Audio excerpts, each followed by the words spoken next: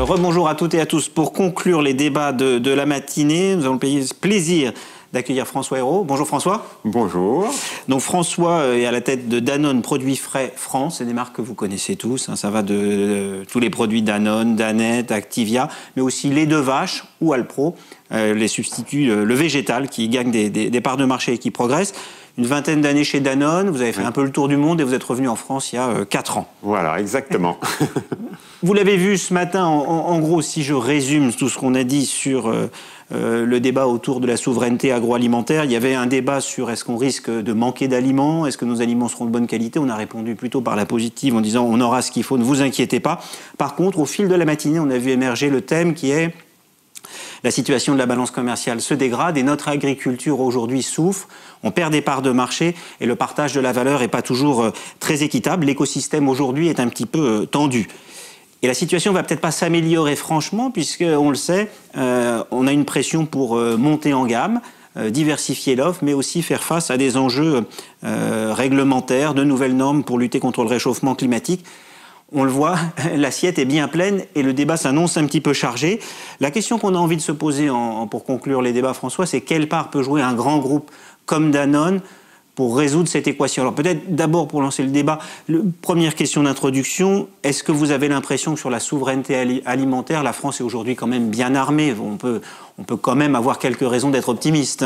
Oui, bien sûr. Moi, je pense qu'on est très bien armé. On a une belle agriculture et qui a des spécificités. On parle souvent de compétitivité.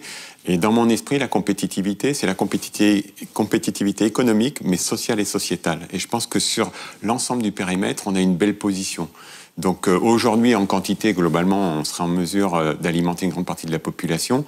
Ensuite, moi, je pense qu'il faut que la ferme France soit en bonne santé, mais aussi qu'on ait quelques fleurons ou de belles entreprises de transformation pour que tout ça fonctionne. Ouais. Et ça me paraît très important. Imaginez la filière vin sans les exportations. Ce serait autre chose. Donc je pense que c'est hyper important, effectivement, à la fois qu'on protège notre souveraineté, qu'on ait la capacité d'alimenter notre population, mais qu'on soit fier aussi d'avoir des entreprises qui aillent à l'étranger et qui fassent partager nos bons produits ailleurs. Quand vous regardez notre agriculture française, vous avez été en poste à l'étranger, vous avez vécu en Amérique latine. Quand vous comparez, en fait, on n'a pas à rougir. C'est-à-dire, on se plaint, on se dit que ça va pas si bien que ça, mais en fait, vous pensez que les fondamentaux sont solides. Hein. Oui, et puis je pense qu'on a une agriculture qui est très intéressante. Je vais vous donner un exemple très simple. En France, Danone s'approvisionne dans plus de 1500 élevages pour le lait. Et en moyenne, c'est des élevages de 70 vaches. C'est des agriculteurs qui travaillent avec nous depuis 1, 2, voire 3 générations, qui sont à 60 km autour des laiteries qu'on a. Donc ça vous donne une idée de l'ancrage territorial. Et je pense que ça, c'est une grande force. C'est qu'en France, l'agriculture, ça fait partie des territoires, de la vie des Français. Même si aujourd'hui, dans la population, c'est une partie faible de la population française, elle a un rôle majeur. On n'a pas besoin de passer à une agriculture à échelle industrielle pour être compétitif et pour faire face à nos enjeux de souveraineté. Absolument, et c'est quelque chose qui m'a marqué quand je suis revenu d'Argentine. Par exemple, en Argentine, oui, il y a des très grandes exploitations, notamment pour la viande, même pour le lait, alors qu'en France, on est encore dans une agriculture qui est très responsable et très proche finalement des systèmes d'écologie. Alors on le voit, on a commencé à en parler, il y a quand même de véritables défis à relever. Oui. Une montée en gamme qui est demandée par beaucoup de consommateurs, le défi environnemental, en fait de plus en plus de normes qui pèsent sur cette agriculture et sur ceux qui transforment les produits, et pour vous les produits laitiers. Est-ce que l'équation, vous pensez que vous aurez quand même une capacité à la résoudre? Donc la seule solution, ça va quand même être d'augmenter les prix et de prendre le risque qui est finalement 2 types de consommateurs en France. Alors, je vais faire une double réponse. La première, c'est que, vous parlez de normes, mais en fait, pour être souverain, il faut offrir aux consommateurs ce qu'ils souhaitent. C'est-à-dire que s'il y a une inadéquation, mais c'est quelque chose de simple, mais la souveraineté, c'est ça. C'est-à-dire qu'à un moment, si on trouve un produit qui vient de l'étranger, qui correspond mieux à ce qu'on attend, on perd sa souveraineté. C'est vrai dans les technologies ou dans d'autres choses. Pour l'alimentaire, c'est la même chose. Oui, ça ne se décrète pas. Ça ne se décrète pas. Il faut être, je dirais, en dynamique avec la société, les attentes de la société et des consommateurs. Donc c'est pour ça que moi j'ai beaucoup d'espoir, parce que je pense que le consommateur français, il veut à la fois des bons produits, accessibles, certes, mais qui protègent la planète. On le voit bien dans tous les débats sur le glyphosate, toutes ces choses-là. Il y a une vraie attente par rapport à ça. Donc pour moi, Et c'est pas que les bobos parisiens comme moi, c'est vrai sur tout le territoire. Alors c'est vrai sur tout le territoire. Ce qu'il y a de vrai, c'est qu'il y a une fragmentation dans la façon dont les consommateurs consomment. Un seul Français, un seul consommateur, à un moment peut se faire très plaisir avec des produits plutôt haut de gamme ou sophistiqués. Et par moment, avoir des produits plus basiques. Quand vous regardez par exemple le nombre de consommateurs qui sont exclusifs bio, c'est très faible. Ça prouve bien que le consommateur, en fonction de la confiance qu'il a, des filières, en fonction d'un certain nombre de critères, à un moment fait un choix ou un autre. Et donc ce qu'il faut, pour avoir notre souveraineté, c'est offrir aux consommateurs ce qu'ils souhaitent. Et après, il y a le problème de la valeur, l'enjeu de la valeur. Et là-dessus, il faut avoir des équations qui fonctionnent. Donc par rapport à ça, je pense qu'il faut travailler un petit peu. Le bio est une réponse, mais effectivement, le modèle agricole est globalement plus coûteux.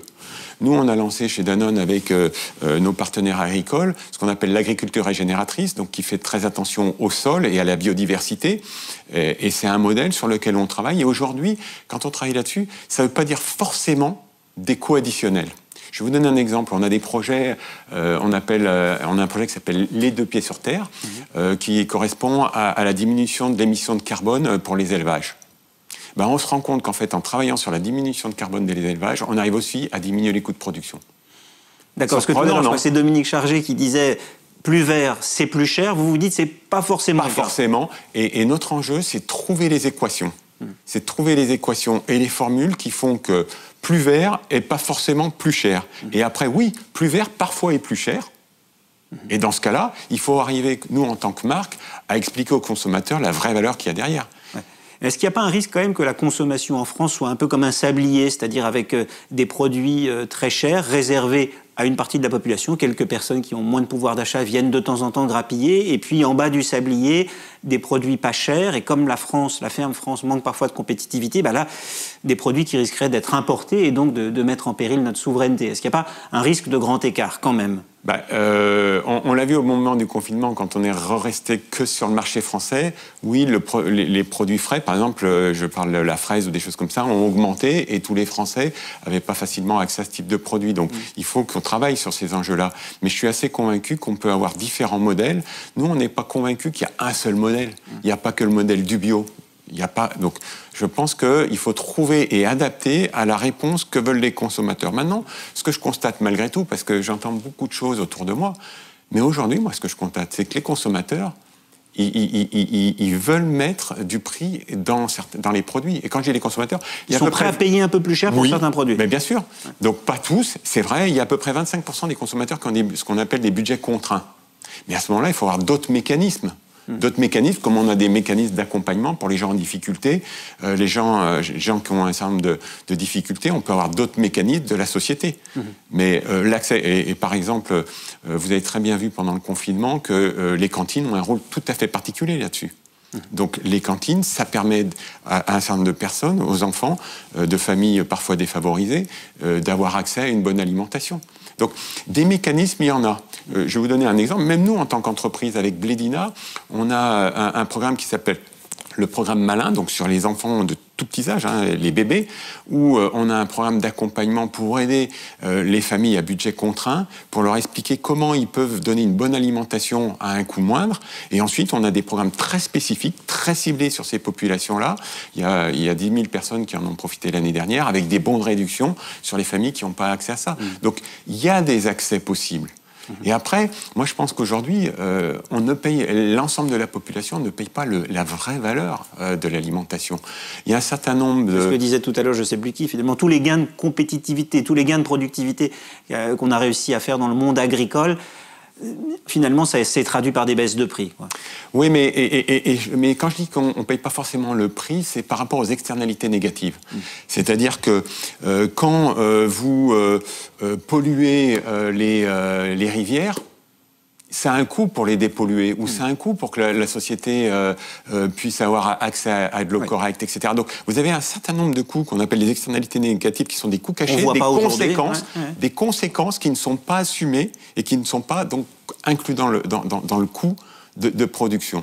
Et donc, moi, je suis convaincu qu'en travaillant sur ces choses-là, d'un point de vue global pour la société, il y a des formes absolument réelles qui peuvent permettre à la fois d'avoir des offres très accessibles pour ceux qui ont les budgets les plus contraints, et puis d'offrir des des produits de haute qualité également pour les gens qui ont des facilités économiques. Il y a quelques années, vous aviez été impliqué dans les États généraux de l'alimentation, qui avaient mis le sujet sur la table de la répartition des marges plus que de la souveraineté. Est-ce que vous avez l'impression que même si ces États généraux sont loin d'avoir tout réglé, on est rentré dans une dynamique un petit peu différente, ou est-ce que finalement les rapports de force restent et que ça reste un combat à trois, parfois inégal, entre producteurs, transformateurs, distributeurs, hein? Alors, ce que je pense, c'est que les régulations, ça peut aider, mais s'il n'y a pas de conviction et pas de travail en filière, ça ne marche pas.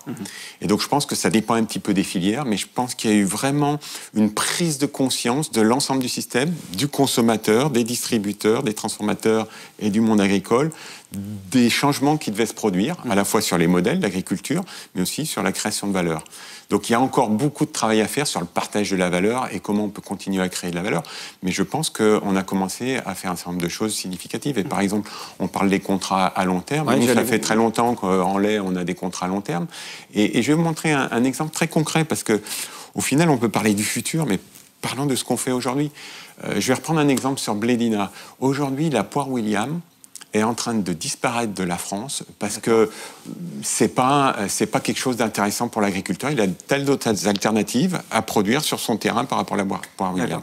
On a lancé un programme qui s'appelle Sauver William avec Blédina pour qu'on ait des poires William dans les petits pots pour les enfants. Qui viennent de France. Qui viennent de France, avec des contrats à très long terme. Il y a même certains contrats qui vont jusqu'à 15 ans. Des rémunérations qui ont été augmentées de 20% sur les agriculteurs et avec de l'agriculture régénératrice. Donc après, c'est à nous de convaincre le consommateur que ça le vaut, ou d'avoir des programmes comme le programme Malin pour donner accès à ceux qui ne peuvent pas l'avoir. Ce qui manque dans l'équation, peut-être, c'est que vous ne pouvez pas avoir de contrat à très long terme avec les distributeurs en France, alors que dans d'autres pays, j'imagine que c'est peut-être possible. Est-ce que ça, dans l'équation, ça serait important que vous aussi, de l'autre côté, vous puissiez travailler plus sur des durées, dans un rapport au quotidien plus serein avec les distributeurs, et qu'on n'ait pas tous les ans l'éternel bras de fer à la période des contrats pour les achats? Je crois que le long terme, le court terme, je crois que le gros enjeu, c'est la confiance. C'est-à-dire qu'il faut que nos partenaires distributeurs, ils aient confiance dans les fournisseurs et le travail qu'ils font. Aujourd'hui, vous le voyez bien dans le débat, est-ce que réellement l'augmentation du prix remonte à l'amont agricole? Est-ce qu'on a de la transparence? Est-ce que mon concurrent va avoir des meilleures conditions que moi cette année? Donc tout ça, c'est autour de la confiance. Et donc on a un vrai travail pour travailler en filière depuis l'amont agricole. Nous qui sommes des entreprises qui valorisons les produits agricoles, nos clients distributeurs, et puis le consommateur, qu'il ait une bonne vision de ce qui se passe. D'ailleurs, j'entendais aussi des débats sur la transparence, est-ce qu'il faut mettre d'où vient sur l'étiquette, d'où viennent les produits, l'origine, etc. En tout cas, il faut que le consommateur puisse avoir un avis éclairé. Donc après, on ne peut pas tout mettre sur les packaging. Il faut arrêter. Un packaging de yaourt, c'est tout petit, on ne peut pas tout mettre sur les packaging. Mais en tout cas, qu'il ait l'accès à l'information, c'est hyper important sur d'où vient le produit, quelle est la composition. Nous, on a par exemple sur le site danone.fr, on met ce type d'informations-là. Dernière question, vous avez été en poste à l'étranger. Est-ce que les débats qu'on se pose en France aujourd'hui sur la souveraineté, mais aussi sur le manque de confiance parfois entre les différents maillons de la filière, est-ce que c'est un débat très franco-français, ou est-ce que finalement, en fait, on se pose un peu cette question partout dans le monde? Alors, dans les pays où j'ai été, le niveau de discours sur le sujet était bien inférieur. C'est-à-dire qu'il y avait une dynamique de confiance beaucoup plus importante. Et je perçois qu'en France, il y a quand même une espèce de défiance ou de manque de confiance. Et donc, quand on parlait des États généraux, pour moi, un des enjeux, et je pense là où on a avancé, c'est qu'on a ouvert un petit peu la discussion. Tout le monde s'est rendu compte que finalement, les autres pouvaient aussi contribuer positivement, mais on est encore loin du bout du chemin. Bon, eh bien, écoutez, ça nous prouve qu'il y a du chemin à parcourir et qu'on pourra se retrouver l'année prochaine pour une 4e session de Demain l'agriculture. On n'aura pas répondu à toutes les questions aujourd'hui, mais je crois qu'on aura contribué à faire avancer le débat. Merci François, merci. À toutes et à tous. Si vous n'avez pas pu voir tout en direct, vous pouvez voir tout en replay. Donc on compte sur vous et à très bientôt pour d'autres conférences organisées par Les Échos. À très bientôt, merci.